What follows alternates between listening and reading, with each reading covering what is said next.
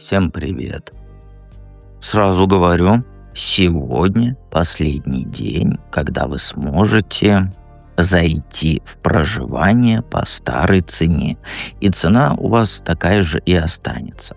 Как проживание, так и манифест, так и эзотерическая библиотека.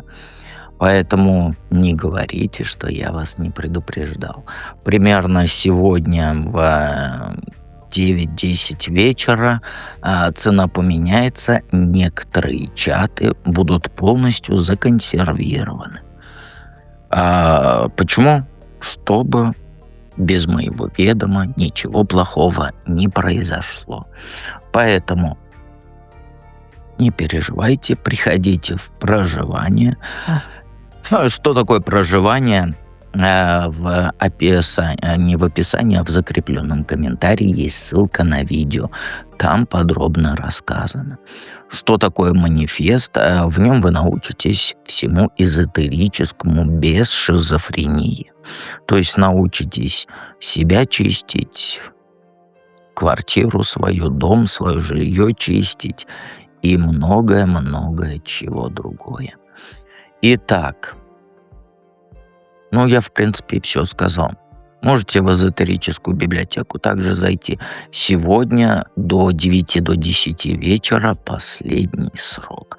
Потом цена поменяется, и некоторые чаты станут недоступны. Так, я думаю, что давайте начнем наш расклад.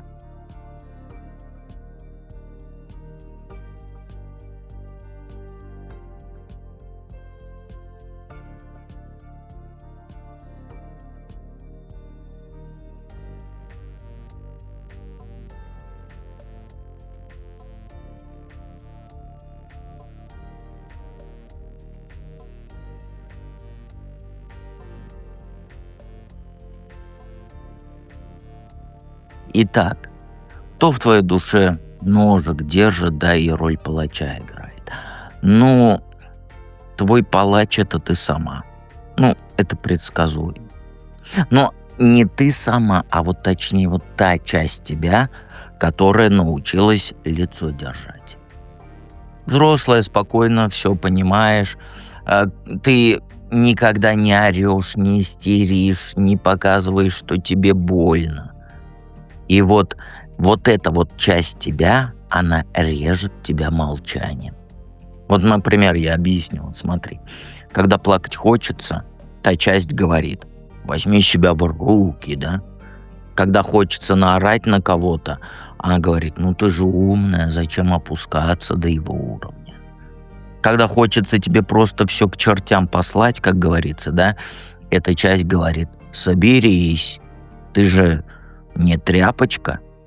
И ты замираешь. Ты застываешь, как будто тебя выключили. Знаешь, когда внутри у тебя ураган, буря, да, а снаружи ты спокойно рассудительная. Все вокруг сразу думают: какая она молодец, как держится, какой магний она пьет, да? А ты внутри орешь просто. Беззвучно, я имею в виду. И эта умная взрослая женщина в твоей голове — это и есть палач. Потому что она заставляет тебя замолкать, она заставляет прятать чувства твои. Вид делать, что все нормально, когда далеко не все нормально. И ты научилась этому, причем давно научилась. Знаешь, когда научилась? Когда поняла, что твои эмоции, они никому не нужны. Что если ты слабость покажешь, да, то станет только хуже. Что безопаснее притвориться этой железной. И с тех пор эта железная леди, она у тебя командует. Она злиться по-настоящему тебе не дает.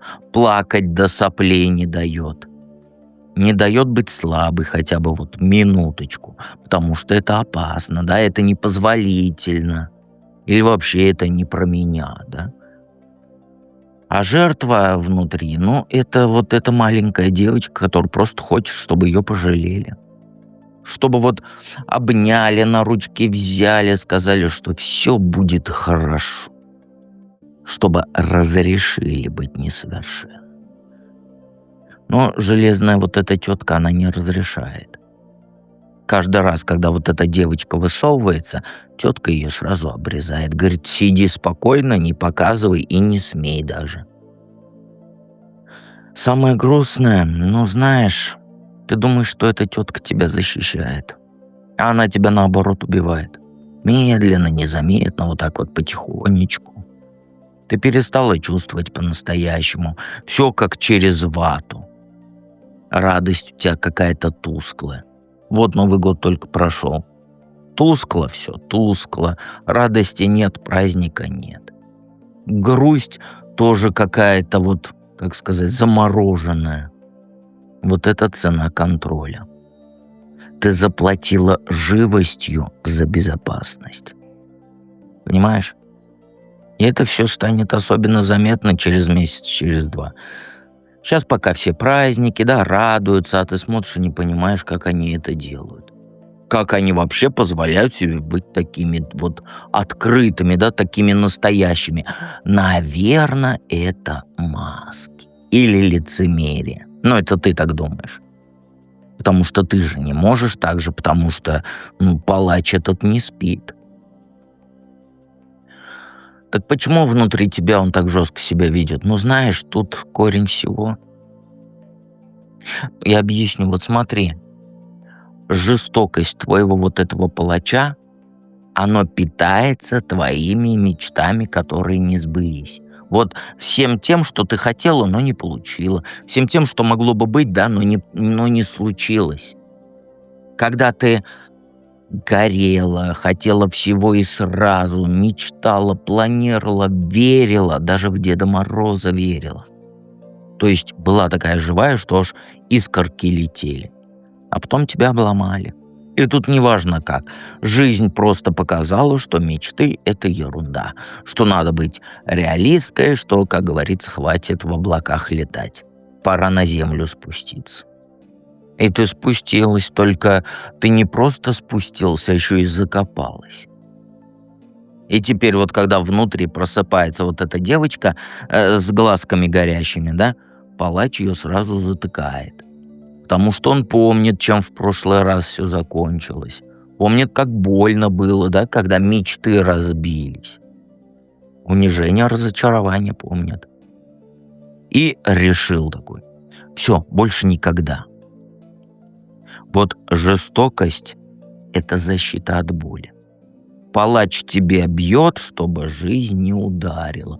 Типа лучше я сама тебя отхлестаю, да, чем кто-то другой. И поэтому, когда ты вот хочешь чего-то нового, да, то сразу включается вот этот голосок. Да кто ты такая? Куда ты лезешь? Сиди, не высовывайся. Уже пробовала, не получилось, куда ты опять лезешь. Но это не злость. Нет, это страх. Знаешь какой? Страх снова себе дурой почувствовать. Снова поверить, снова обжечься. Снова открыться и по морде получить, да. Ну, извини меня, то, что так говорю. Потому что палач жесток. Потому что он в ужасе. Он видел, что бывает, когда ты вот это искренне открытая душой и вся такая заводная. Когда вот людям веришь, да, когда позволяешь себе хотеть. И вот он решил, что единственный способ тебя защитить — это убить вообще все желания у тебя. Всю вот эту искренность, всю живость. И, по идее, логика понятная, но тупая. Потому что ты так не живешь, а существуешь. Ходишь, работаешь, ешь, спишь. У тебя вот дом, работа, а внутри пусто, потому что все живое зарезано. И этот палач появился из любви к тебе. Ну, как бы это странно не звучало, да? Потому что он тебя же уберечь хотел. Но способ херовый выбрал, извини меня, за французский. Теперь он тебе вообще не дает мечтать, не дает пробовать, верить в хорошее не дает, верить, что там с Нового года будет замечательно все там, в Деда Мороза, наконец. Потому что хорошее — это опасно. Хорошее заканчивается болью. Это у тебя вот, как сказать, в мозгах на подкорке записано. Как палача этого разоружить и жертву внутри тебя спасти. Ну, тут есть выход, знаешь, это, во-первых, хватит ныть, да? Хватит ждать, хватит мечтать, что кто-то придет и все исправит. Или там наоборот, там как-то само наладится со временем. Нет, никто не повернется к тебе лесом, ой, к тебе передом, а к лесу задом. Сама нужно, чтобы ты повернула. Вот твой палач, он пипец какой сильный, пока ты беспомощна.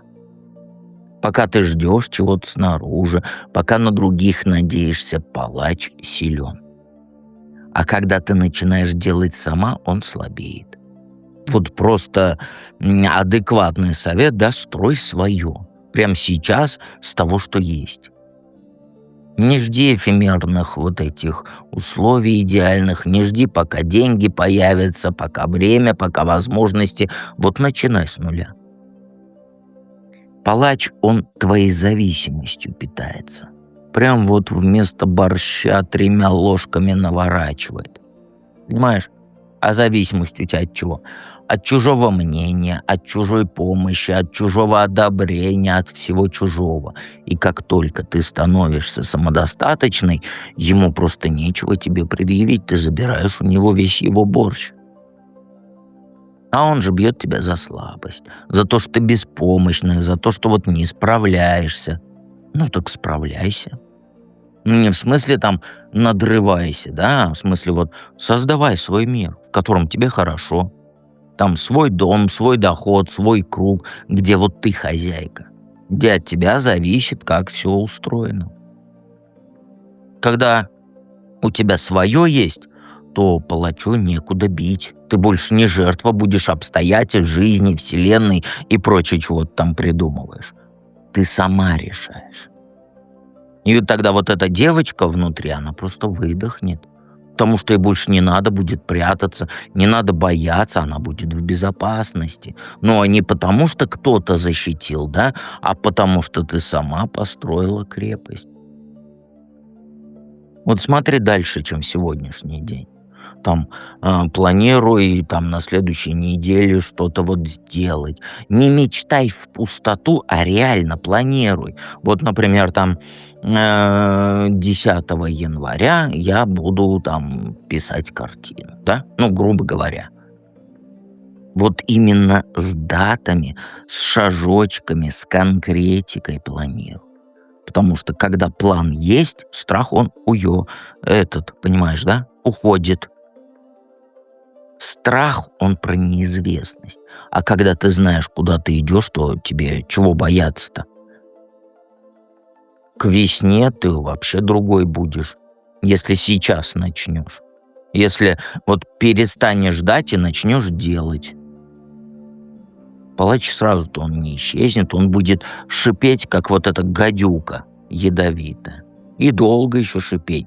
Но с каждым твоим шажочком его голос будет тише, потому что ему нечего тебе предъявить, ему жрать нечего. А ты в это время справляешься, строишь, и ты живешь. А он с пустыми руками остается и с пустым вот этим желудком, без подпитки вот этого борща, понимаешь? Все ты понимаешь. Обязательно подписывайся на канал, жми на колокольчик и помни, я всегда рядом.